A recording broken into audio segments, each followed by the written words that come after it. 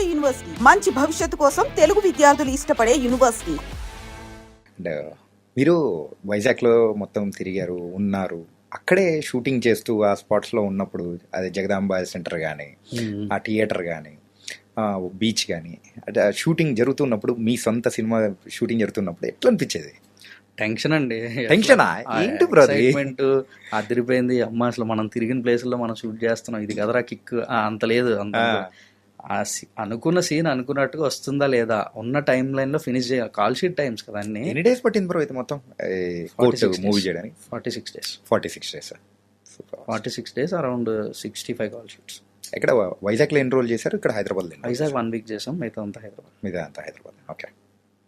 ఆ షూట్ చేసినప్పుడు అంతా ఎప్పుడు షూట్ చేస్తున్నప్పుడు ఎప్పుడు టెన్షనే ఉంటుందండి. నా ఓన్లీ టెన్షన్ రాసుకునేటప్పుడు ఒకటి అనుకొని చచ్చి ఉంటాం కదా, అది వస్తుందా లేదా, ఈ భయం తప్ప ఇంకేం ఉండదండి. అండ్ ఫినిష్ అవుద్దా లేదా, సీన్ అవ్వాలి. స్కెడ్యూల్ వేసాం, ఓకే ఈరోజు ఈ సీన్ ఇంత వర్క్ ఫినిష్ చేయాలి, అది అవ్వాలి. అంటే వర్క్ ఫినిష్ అయిపోవాలి అనే దీంట్లో పడితే మెకానికల్ అయిపోతాం. మెకానికల్ అవ్వకూడదు, అనుకున్నది అనుకున్నట్టు రావాలి, ఇన్ టైంలో ఫినిష్ అవ్వాలి. ఈ రెండిటి మధ్యలో కొట్టుకుంటు, ఇది క్రియేటివ్, ఇది మెకానికల్. ఈ రెండిటికి ఎప్పుడో క్లాష్ నడుస్తూ ఉంటుంది, ఒక conflict. Shooting call sheet time ఏదైతే మార్నింగ్ 6 o'clock సెట్కి వచ్చి ఈవినింగ్ 6 ప్యాకప్ అయితే 6. ఈ టైం మొత్తం మధ్యలో మనం టిఫిన్ చేస్తున్నా, లంచ్ చేస్తున్నా, ఈ బ్రేక్స్ ఉంటాయి కదా, ఈ బ్రేక్స్లో కూడా ఆ కాన్ఫ్లిక్టే నడుస్తుంటుంది. ఈ క్లాష్ క్రియేటివ్ మెకానికల్ ఈ రెండు కొట్టుకుంటూ ఉంటాయి. ఇది నడుస్తుంది తప్ప ఎక్సైట్మెంట్ అంటే నాకు మొన్న వచ్చింది ఆ ఎక్సైట్మెంట్. నేను మొన్న వైజాగ్ వెళ్ళినప్పుడు జగదాంబలో సినిమా ఆడుతుంటే, జగదాంబలో చూడడానికి వెళ్ళా సినిమా. ఓకే. జగదాంబలో సినిమా చూస్తున్నప్పుడు ఫీల్ అయ్యాను నేను, కిక్. ఓకే. జగదాంబలో మనం సినిమాలు, మా ఇంటి దగ్గర నుంచి జగదాంబ వాకబుల్ అంటే 4 kilometers, నడిచి వెళ్ళిపోవడమే. నడుచుకొని థియేటర్ నడిచొచ్చి జగదాంబలో సినిమాలు చూస్తున్న రోజుల నుంచి జగదాంబలో మన సినిమా ఆడుతుంది. ఇది అమ్మ అసలు మొన్న ఫీల్ అయ్యాను హై. దాంతో పాటు ఇంకో యాడ్ ఆన్ హై, మిర్చి సినిమా సీక్వెన్స్ ఉంది కదా సినిమాలో, అది జగదాంబ థియేటర్ లో షూట్ చేసాం. జగదాంబలో షూట్ చేసాం. బయట ఎక్స్టీరియర్ జరిగే కాన్వర్జేషన్ కానీ, ఇంటీరియర్ లోపల సీన్ కానీ, అదంతా జగదాంబలో షూట్ చేసాం. అండ్ అది మిర్చి సినిమా. రీకలెక్ట్ చేసుకుంటే, నేను మిర్చి cinema first day morning show నేను జగదాంబ థియేటర్ లోనే చూసా. ఓకే. దాన్ని రీక్రియేట్ చేశారు. నాకు భలే అనిపించింది, భలే సర్కిల్ రా ఇదంతా అని. ఆ లైన్ లో కొట్టుకొని టికెట్ సంపాదించి మిర్చి సినిమాది వెళ్ళి ఆ morning show, first day morning show Jagadamba theatre లో సినిమా చూసి, అదే మిర్చి సినిమా రిలీజ్ ని రీక్రియేట్ చేసాం. అదే జగదాంబ థియేటర్ లో రీక్రియేట్ చేసి సినిమా తీసాం. ఆ సినిమా మళ్ళీ జగదాంబలో ఆడుతుంది. అరే ఇది భలే ఉంది, ఇంట్రెస్టింగ్ అనిపించింది. స్మాల్ ర్యాపిడ్ ఫైర్, చిన్నది, క్విక్ ఆన్సర్స్. ఓకేనా? Favourite hero? మెగాస్టార్ చిరంజీవి గారు.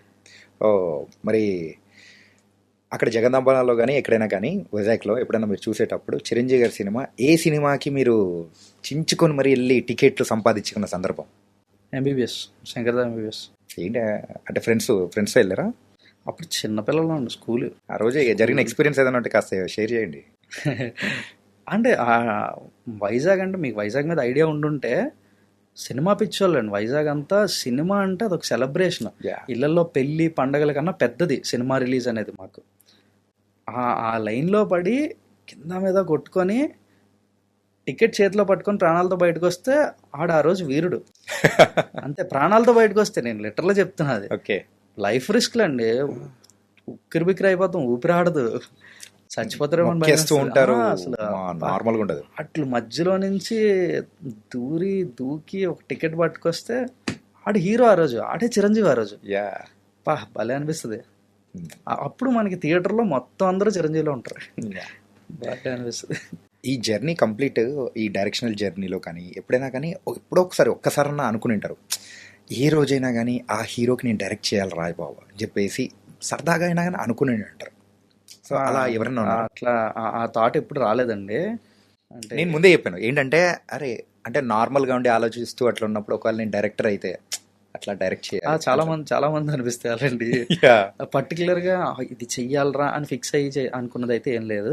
ఇండస్ట్రీకి వచ్చిన తర్వాత ఇంకా క్లియర్, ఇంకా ప్రాక్టికల్ గ్రౌండ్స్ లోకి వస్తే మనం వీళ్ళతో చెయ్యాలని అనుకోవడాలని ఎప్పుడు ఉండవు అయ్యా. అసలు పరిస్థితిని బట్టి, అప్పుడున్న సందర్భాన్ని బట్టి, ఆ కథ ఆ ఏ హీరో వరకు రీచ్ అయితే ఆ హీరో వరకు వెళ్ళడం, వాళ్ళ అవైలబిలిటీ ఇష్యూస్ వీటిలన్నిటిని బేస్ చేసుకొని సినిమాలు రెడీ అవుతాయి అని ఇండస్ట్రీకి వచ్చిన తర్వాత ఇంకో clarity.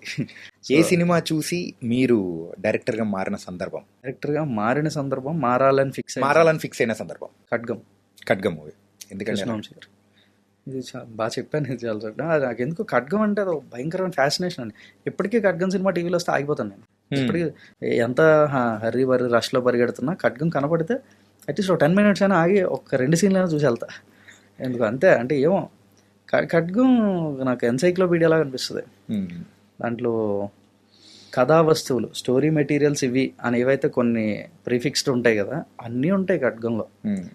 ప్యాట్రియాటిజమా, love story, friendship, goal కోసం ఫైట్ చేయడం కానీ, టెర్రరిజం, అదే ప్యాట్రియాటిజం అన్నా కదా, and Hindu Muslim religious conflict కానీ ఎన్ని టచ్ చేసుకుంటూ వెళ్ళిపోయారు అంటే, ఒక సెన్సిబుల్ లవ్ స్టోరీ శ్రీకాంత్ గారి, సోనాలి బింద్రే ఆ ఫ్లాష్ బ్యాక్ లవ్ స్టోరీ కానీ, పోలీస్ డిపార్ట్మెంట్, పోలీసులు అందరూ ఇట్లా జస్ట్ అప్ అంత ప్రౌడ్గా ఫీల్ అయ్యే మూమెంట్స్ కానీ, సెన్సిబిలిటీస్, అసలు mother and son, mother emotion ఎన్ని ఉన్నాయో నాయన ఇందులో అనిపించింది నాకంటే. ఒక 2.5 గంటల సినిమాలో ఇన్ని చెప్పచ్చా అని భలే అనిపిస్తుంది. ఖడ్గం చూసిన ప్రతిసారి ఒక డిఫరెంట్ పర్స్పెక్టివ్ కనబడుతుంది, ఒక్కోసారి ఒక్కలాగా కనబడుతుంది. ఎందుకో నాకు అంతే. Favourite director? KV sir. అసలు మీట్ అయ్యారు ఎప్పుడైనా? లేదు, మీట్ అయ్యే సందర్భం రాలేదా? ఓకే. మరి ఈ కోర్టు మూవీకి వచ్చిన ద బెస్ట్ అప్రిసియేషన్ మీకు బాగా హ్యాపీ అనిపించింది ఎవరి దగ్గర నుంచి, ఏంటది? చాలా ఉన్నాయండి, బాగా వచ్చాయి. న్యూ ఏజ్ డైరెక్టర్స్ అంటే ఇప్పుడు మనం డైరెక్టర్ అవ్వాలనుకుంటున్నప్పుడు ఎస్టర్ ఇయర్ డైరెక్టర్స్ అంటే ఓల్డ్ డైరెక్టర్స్ అందరూ డెఫినెట్లీ వాళ్ళు లెజెండ్స్. వాళ్ళు చెప్పిన వాళ్ళ ఇంటర్వ్యూస్ అయినా చూసినా చాలా బాగా అనిపిస్తే చాలా నేర్చుకోవచ్చు అన్నీ. కానీ నాకు న్యూ ఏజ్ డైరెక్టర్స్ ఇప్పుడు రీసెంట్ టైమ్స్లో ఫిల్మ్ మేకర్స్ అయిన వాళ్ళు, అంటే నేను 2013లో వచ్చా, ఇప్పుడు డైరెక్టర్లు అయిన వాళ్ళందరూ కొంచెం అటు ఇటుగా 2011, 12, 14, 15 ఆ టైం లైన్లో వచ్చిన వాళ్ళే ఉన్నారు. ఇప్పుడు మంచి సినిమాలు తీసుకు మంచి డైరెక్టర్లుగా పేరు తెచ్చుకున్న డైరెక్టర్స్ అందరినీ చూస్తే కొంచెం అటు ఇటుగా నేను వచ్చిన టైం లైన్లో వచ్చిన వాళ్ళే ఉన్నారు. వీళ్ళందరూ మంచి సక్సెస్లు ఇచ్చి మంచి పేరు తెచ్చుకుని మంచి డైరెక్టర్లే. వాళ్ళందరూ ఇంటర్వ్యూలు చూస్తూ ఉంటాను నేను. అంటే వీళ్ళ థాట్ ప్రాసెస్ ఎలా ఉంది, ఎట్లా ఆలోచిస్తూ, అంటే మంచి సినిమాలు చేశారు కదా వాళ్ళు, ఎట్లా ఆలోచిస్తే ఎట్లా అయ్యారు అని వాళ్ళ ఇంటర్వ్యూ అవన్నీ ఫాలో అవుతూ ఉన్నాను వాళ్ళందరి. అయితే ఇప్పుడు సినిమా కోర్టు రిలీజ్ అయిపోయి అంత మంచి సక్సెస్ వచ్చిన తర్వాత ఎవరెవరైతే న్యూ ఏజ్ డైరెక్టర్స్ అని నేను ఫీల్ అయ్యే వాళ్ళ ఇంటర్వ్యూస్ అన్ని వాళ్ళ ఇంటర్వ్యూస్ చూస్తున్నప్పుడు నేను రోల్ మోడల్స్గా ఫీల్ అయ్యాను. అంటే నేను కూడా దీనికోసమే కదా ఫైట్ చేస్తున్నాను, ఇది అవ్వాలనే కదా, ఇక్కడికి వెళ్ళాలనే కదా అనే ఒక ఫీలింగ్ కదా మనకి. సో దానికోసం చూస్తూ ఉండాలి. అయితే కోర్టు రిలీజ్ అయిన తర్వాత ఎవరెవరైతే న్యూ ఏజ్ డైరెక్టర్స్ అందరినీ నేను రోల్ మోడల్స్ అని ఫీల్ అయ్యి వాళ్ళ ఇంటర్వ్యూస్ అన్ని చూస్తూ కొంచెం బూస్టప్ ఇచ్చుకొని, నాకు నేను లో ఫీల్ అయినప్పుడు ఒక హై తెచ్చుకొని అలా ఫీల్ అయ్యేవాడిన ఆ న్యూ ఏజ్ డైరెక్టర్స్ అందరూ ఫోన్ చేశారు. ఓకే, అది బాగా అనిపించింది, సూపర్ అనిపించింది అనమాట. అందరూ కాల్ చేసి చాలా చాలా బాగా మాట్లాడారు అందరూ. ఓకే, న్యూ ఏజ్ డైరెక్టర్స్ అని ఈరోజు మనం లుక్అప్ చేసేవాళ్ళు అందరూ. మీరు కూడా ఆ కేటగిరీలో చేరిపోబోతున్నారు. అయ్యో, ఎంతైనా ఒక స్టెప్ పైన ఉంటారు వాళ్ళందరూ. అహెడ్, ఒక్క స్టెప్ అహెడ్ ఉంటారు.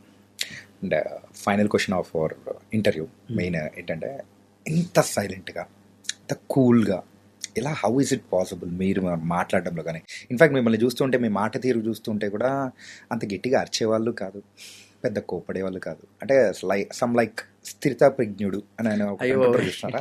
అంటే కోపం వచ్చినా బాధ వచ్చినా కానీ ఓకే ఒకటే రియాక్షన్ కైండ్ ఆఫ్. సో అట్లా కైండ్ ఆఫ్ అనిపించింది. ఇంతసేపు మనం మాట్లాడుకున్నాం కాబట్టి, సో అలా దాని గురించి అన్నాను. హౌ అంటే ఎట్లా ఆ కోపం అనేది అసలు నెవర్ అనే చెప్పాలి. అసలు ఎప్పుడు అంటే చిన్న చిన్న సందర్భాల్లో కొంచెం ఏంటిది అని ఫీల్ అయ్యేది, అది కోపం అనలేము. వర్క్లో ఎక్కడ చిన్న చిన్నవి జరిగితే ఏంటిది అట్లాంటివి ఉంటాయి తప్ప కోపం అంత తొందరగా రాదండి, అసలు అంత ఈజీగా రాదు. అంత కామ్గా ఇంత సైలెంట్గా ఉండి వీడి కోటి సినిమా ఎప్పుడు డైరెక్ట్ చేశాడు రా అని అనిపించేలాగా ఉంటానేమో. బయట సెట్ వేరండి, సెట్ ఎనర్జీ ఇస్తుంది, సెట్ వేరు, సెట్లో నేను వేరు. ఫుల్ హైపర్ అని కాదు, అదో రకం ఇంకంతే. ఓకే, చాలా సరదాగా ఉంటుంది. ఎవరు ఎప్పుడు కోప్పడలేదు ఎవరి మీద అరిచి ఏంటిది నువ్వు రక్కస్ క్రియేట్ చేసేసా, ఏం లేవు, ఏ రోజు జరగలేదు. బట్ సెట్లో వేరు. ఇది మీరు నన్ను కాకుండా వేరే వాళ్ళు ఎవరైనా అడిగితే బాగా చెప్తారు. అడిగాను బ్రో, ఆల్రెడీ హర్ష గారు చెప్పారు, చాలా మంది చెప్పారు అనమాట. నాకే అనిపిస్తుంది సెట్లో నేను వేరని. కొంచెం అక్కడ ఆ సందర్భానికి తగ్గట్టుగా, అంటే మనం ఒకటి ఫిక్స్ అయి వచ్చి ఉంటాం కదా, అదే బాధ. దానికోసమే ఎన్ని రకాలుగా మారిపోయి మనం ఎంత అపరిచితుడు అయిపోయినా దానికోసమే. ఓకే.